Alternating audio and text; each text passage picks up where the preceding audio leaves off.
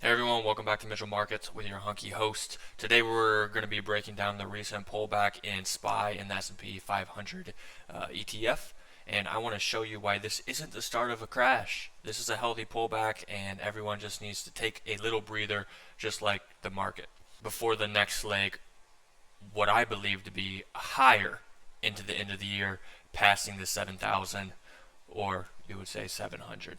We're going to be going over Fibonacci levels. We're going to be going over moving average confluences, some macro factors that are going to be playing into all of this to line up the bullish continuation at least into the next year, as well as earning reports and the fact that there's no fundamental change in the market.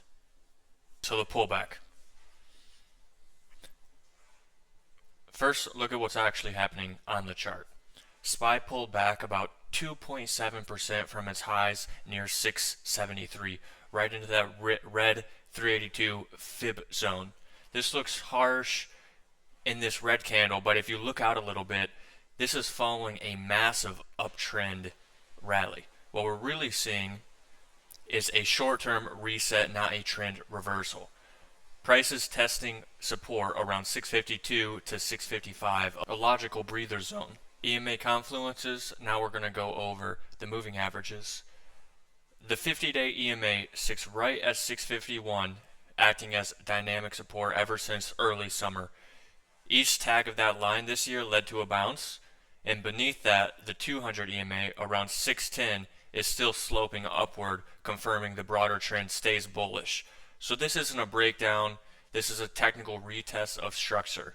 So we're going to see if this EMA 50 can hold, and I'm even going to turn this into and this is on the year-to-date chart, and I'm even going to turn this into a EMA 100 real quick so we can check how that is looking as well.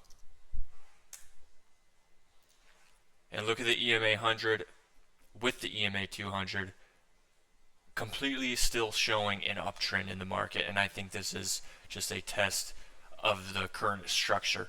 And we'll see if we get a breakdown, and if we do, we'll see if we can recover these key levels. Okay guys, here's the Fibonacci roadmap from this swing's high, 673.99. Key retracements, 0.236 at the 660 zone.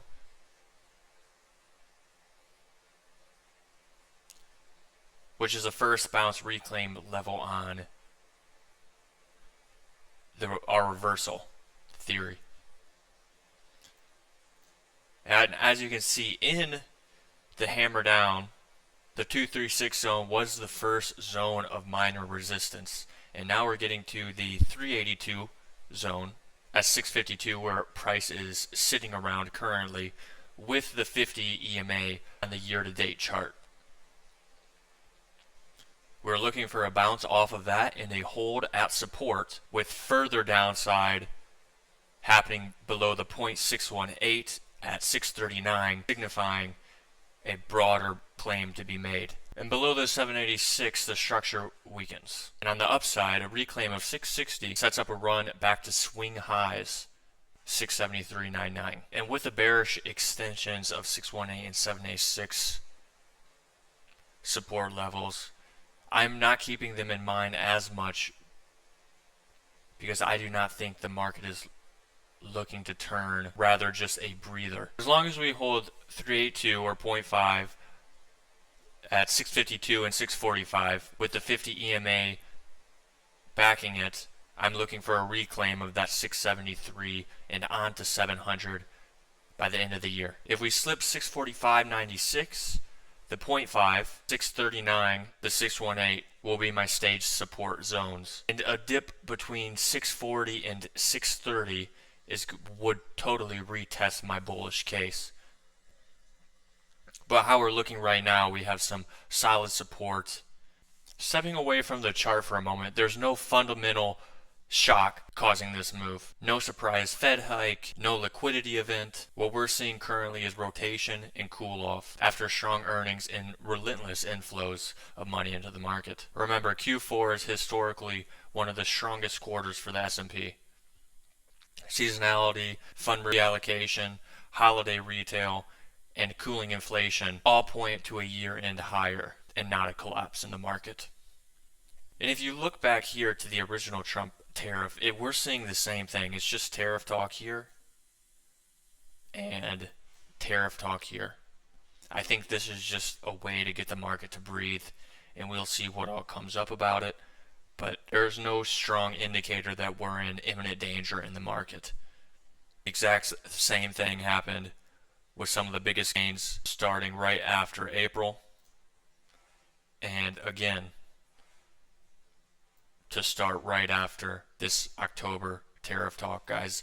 This is all strictly coming from a Truth Social post from Donald Trump and a massive overreaction looking for news to leave the market. Check the volume spike on this drop. This is profit taking, not panic. Institutions like to lighten exposure before major earning weeks. Meanwhile, fear sentiment among retail traders jumped, and the put-call ratios show smart money quietly accumulating. When emotions peak, opportunity usually follows right behind that. And that is what I'm looking for. Some opportunity for some amazing entries and to continue holding my current positions. So my year-end projection, here's my outlook. As long as SPY holds above that 50-day EMA in the 0.382 zone, we're staying in healthy territory. I'm watching for consolidation in the 640s, then rotation back toward new highs around 674 and above into November and December. If 630 to 635 holds as support, I'm targeting a 690 to 700 SPY range by year end, supported by Q4 reports and earnings coming out. So to sum it up, no fundamental deterioration, technical structure remains intact, seasonal and macro tailwinds point higher. This is a market breather, not a breakdown, guys. And if you found this helpful, please drop a like, subscribe, and drop a comment and what you're thinking and what your target is. So to wrap up the final things here, guys, we have some important Q4 earnings coming up in the coming weeks. And I'm going to be paying close attention for entries on some major companies that I will be making videos about in the near future. And there is no fundamental change, and we are still holding into these support zones. So keep an eye on Q4 reports, find some entries for some positions. I am currently adding additional positions to Amazon and PayPal, as well as watching JD, one of my top picks as of late, closely. We are getting some very good entry room, and I'm going to be making some videos about setups that I'm currently creating, analyzing for my perfect entry point to end out the year and have a strong Q4.